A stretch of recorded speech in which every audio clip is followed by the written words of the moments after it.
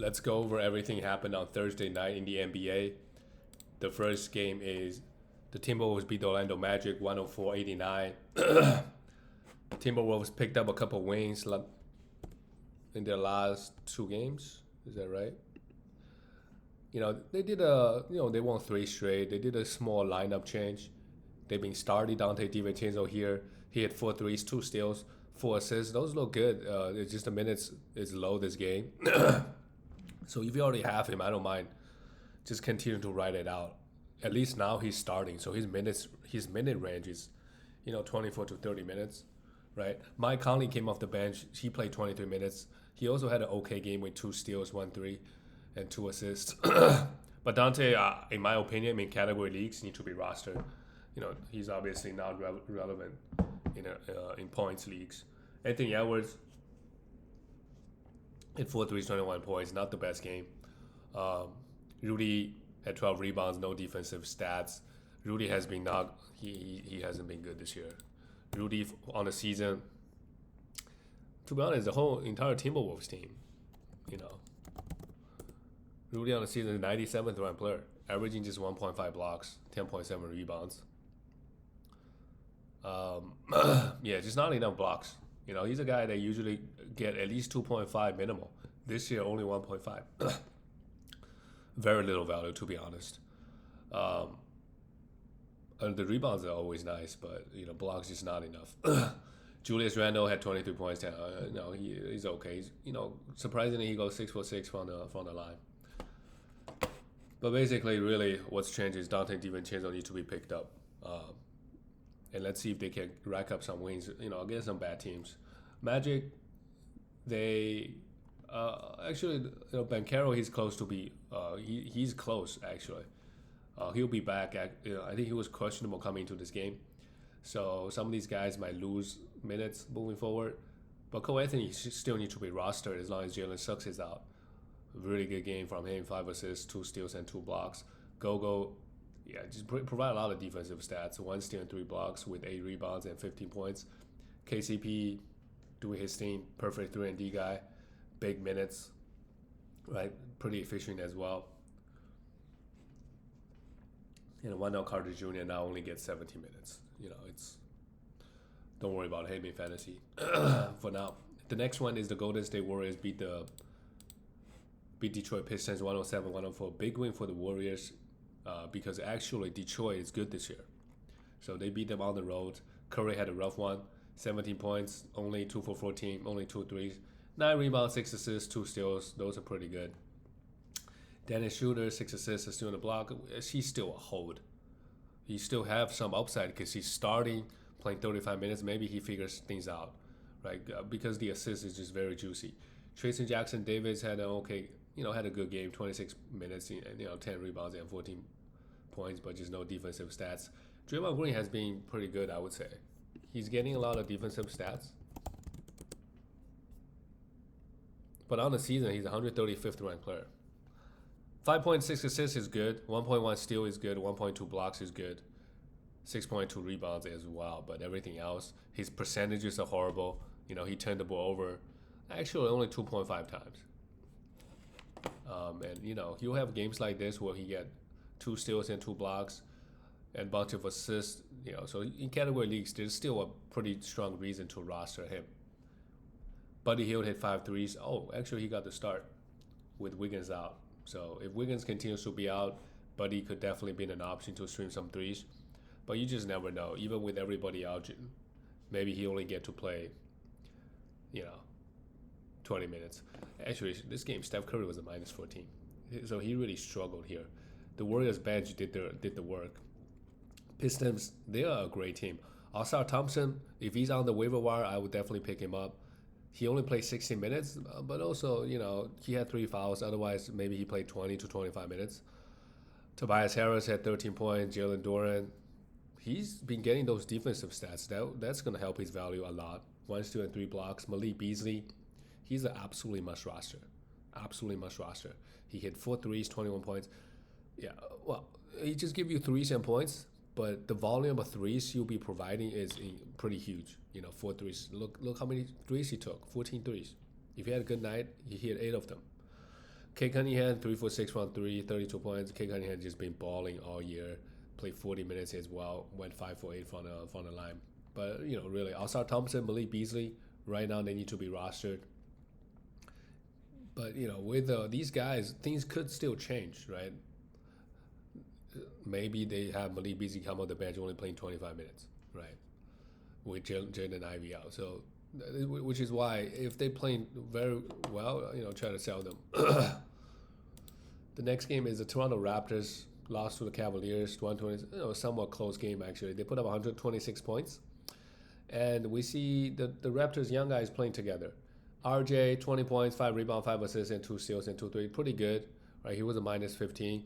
But with everybody back, he's gonna have fewer games where he goes for 30 points. But good efficiency. Scotty Barnes took 20 shots, 10 rebounds, 8 assists, 3 steals, 24 points. Also a pretty good game from Scotty. And Emmanuel quickly, after popping off, didn't really do much here. 7 assists is nice, 10 points, but just absolutely nothing else. And 2 threes, of course. He's a really good free throw shooter. So, might need him to get to the free throw line a little bit more, And Grady Dick, I think it's okay.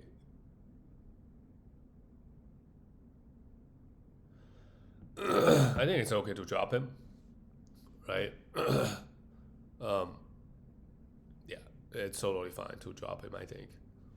He doesn't really give you anything other than threes, and threes is the easiest category to stream. So if you say, if he's averaging 6 assists and doesn't give you anything else, maybe there's an argument. But if the only thing he give you is threes, if he gets threes efficiently, what's even the point? He gets good minutes sometimes, but this game he only gets 21, so it's fine to move on from him. For the Cavaliers, Darius Garland popped off with 40 points, 9 assists, and 2 steals. Wow, what a game! 40 points with 9 assists is very, very impressive. Also with 4 threes. Yeah, if you drafted him, getting really, really good value this year. Caris LeVert started with no Donovan Mitchell. If Donovan Mitchell misses another game, sure. But I don't think it's anything serious. Right? You have Ty Jerome coming off the bench. He can provide a lot of good value, even though he was a minus 12. Max Juice, he can hit a lot of threes. He did exactly that for threes. Right? If you need threes, you can stream Max Juice. Yvonne Mobley, 21 points, 11 rebounds. Jared Allen, he's been playing super, super good basketball. 8 for 9, 18 points, 15 rebounds, and still in 2 blocks. Jared Allen very quietly put together a few nice games. 32nd ranked player. Wow. Didn't expect him to be this high. And he's 32nd ranked player, only averaging 0.9 blocks. He's not blocking a lot of shot. But first of all, he has no turnover, 1 turnover a game, and 70% from the field on 8 attempts. That is his best. That is his best category. Or maybe rebound is his. He gets massive amount of rebounds as well, 10 rebounds. Really good stuff from Allen. He's a little bit underrated. Nobody really talks about him, I feel like. Right? Cavaliers, when I talk about, maybe Mobley is a guy that people talk about. Garland and Mitchell for sure. The next game is the Portland Trailblazers lost to Dallas. The Dallas Mavericks, they're winning games without their 2 best players. That's pretty impressive. That speaks to their coaching, Jason Kidd. Well, Portland is not exactly the best team, but they beat the Lakers the other day. Fernie Simons, he's been playing well. Struggled here, 9 for 22, so 22 points, 4 threes, 4 assists. Still, and a steal. It's still okay. I'll take it. And Shaedon Sharp also struggled a little bit, but hit 3 threes, 2 steals and block. But he was a minus 15. While Scoot Henderson came off the bench, had a good one. 20 points, 12 for 12 on the line is actually huge with 4 assists and a steal. The problem is that Scoot Henderson and Fernie Simons, they're both point guards. And they're just going to give a lot of minutes to Fernie Simons. So that is the problem, right? Scoot Henderson, you can't really play Fernie Simons and Scoot Henderson. They're a little bit undersized. So that is a problem. So I feel like Scoot Henderson is really, unless Shaedon Sharp gets injured or all the other guards get injured, Scoot Henderson, it's just hard for him to play 30 minutes consistently. So But if he has 28 minutes, I think it's still okay because he provides pretty good assists. And we see here if he can get to the line a little bit more, uh, that's gonna help his value. And he has a lot of upside, in my opinion. If our 37ers ever get hurt, or as we get to the end of the season, right, he could start popping off, and he's gonna always have rough games. DeAndre Ayton plays just 20 minutes with no foul trouble. They give a lot of minutes to Donovan Killigan, so we have to pay attention to Donovan Killigan. If he ever starts as we get to the end of the season, he even hit a three as well, 1 for 1 from three, so 2 blocks. He could be a legit top 20 player with who knows 3 blocks a game. It just changes everything. You could go from bottom, your team could be bottom tier in terms of blocks, and you pick him up, all of a sudden you're beating a lot of teams, right? Maybe who knows? You even block more shots than Victor Wembanyama in a week. Danny Advia had 8 rebounds, 4 assists, and 9 points. Is okay. And Kamara is a guy that if you need 3 and D, he's better than, for example, in my opinion, better than KCP. So for the Mavericks, okay, who is popping off? Jalen Hardy popped off, came off the bench, had 25 points and 5 threes. Derek Lively had 21 points. PJ Washington had 23, 11 for 11 from the line. And Spencer Dinwiddie, he's getting a lot of minutes. The efficiency is just not there. 6 for 8 from the line as well, but he got some assists. Quentin Grimes, Spencer Dinwiddie, Najee Marshall, these guys, we could definitely all stream them, right? Jalen Hardy. Out of all these guys who have the upside, like Spencer Dinwiddie should have the highest upside because he's running the offense. You could get a lot of assists, right? And I don't know which of these guys actually get a lot of defensive stat. None of them do, actually. So, but all these guys, there's a back-to-back coming up, sure. And we don't know when Kyrie's coming back. Maybe another week or two, so. All right, the next one is the Houston Rockets beat the Grizzlies 119-115. It was a close one. And Emperor Şengün really popped off here with 32 points. Went 7 for 15 from the field, so that really hurt his overall. 7 for 15 is actually horrible, right? If you're shooting like 85%, 7 for 15 would just really bring it down to 80% or even lower. But 14 rebounds, 5 assists, and a block. The counting numbers look really good. Jalen Green played 38 minutes. 27 points, 3 steals and a block with 4 threes. A big one as well. Fred VanVleet. This is what he needs to do a little bit more. 22 points, 3 threes. But the assist for him this year is not there, and I don't know if it's coming back because a lot of the assists, a lot of the offense are initiated by Şengün now. So his assists is really dipping. I don't think he can average 6 assists moving forward. But 4 steals is very nice. So he still has good value if the shots start falling a little bit more. Amen Thompson, yeah, absolutely must roster. But remember, Jabari Smith is out. If he comes back, I think they're still going to go with him. And then Amen Thompson is going to come off the bench. He's not going to play 35 minutes. He probably plays 24. Still good value. So if now you can trade him. The numbers he putting on pretty good numbers. To be honest, 5 assists are still in the block, right? 6 for 7 from the line. Dillon Brooks goes for 2 for 15. And then we look at the Grizzlies. Jaren Jackson Jr., amazing game here with 2 steals and 6 blocks, 21 points. Whew, scary stuff. Jaren Jackson is a first-round player this year. But these type of players, next year, don't spend because they can really fluctuate a lot. They're not very consistent year over year, right? I mean, 2 years ago he was also like a first round because he was blocking like 3 block shots a game. This year he's block dipped, but offensively really really good.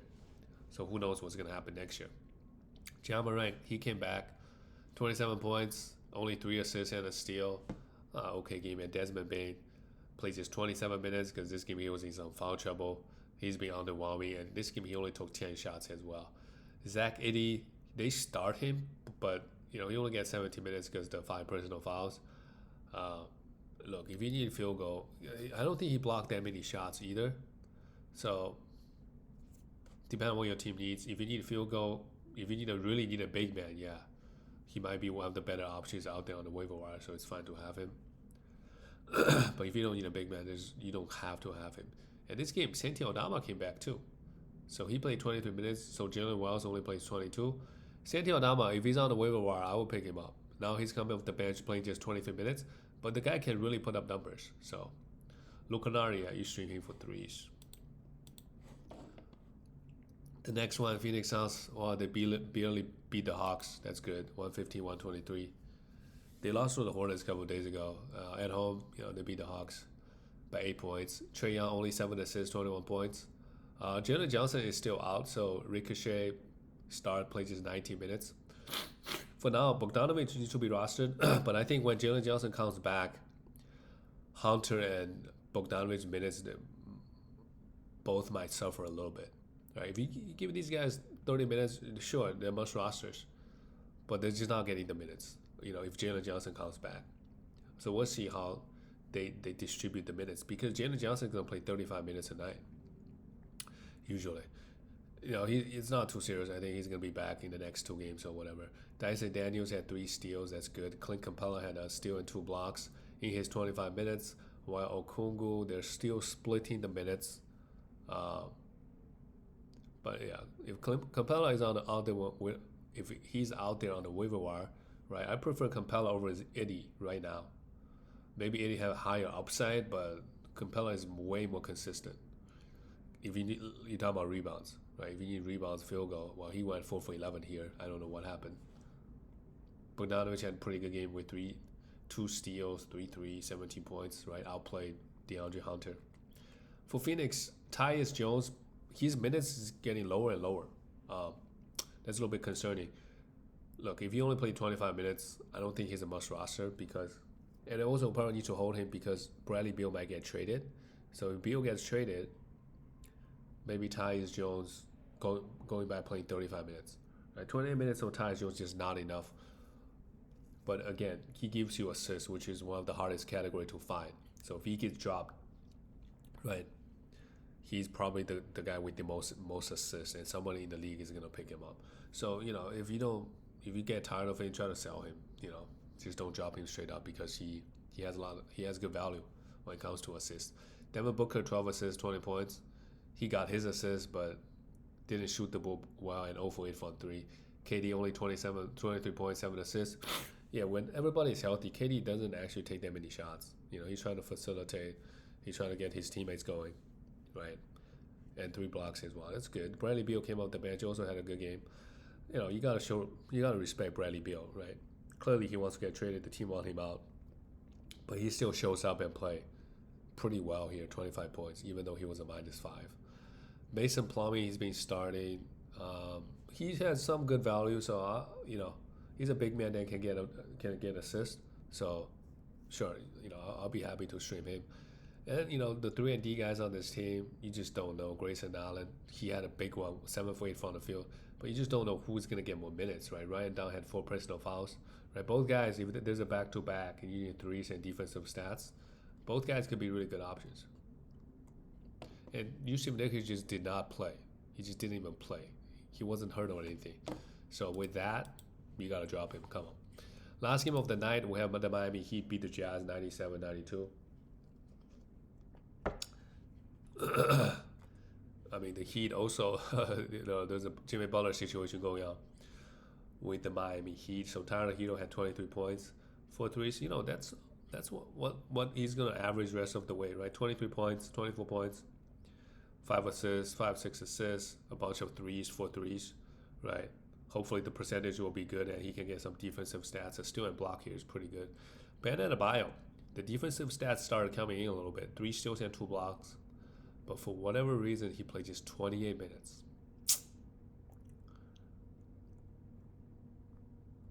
I don't think that we need to worry about it too much. It's just one game.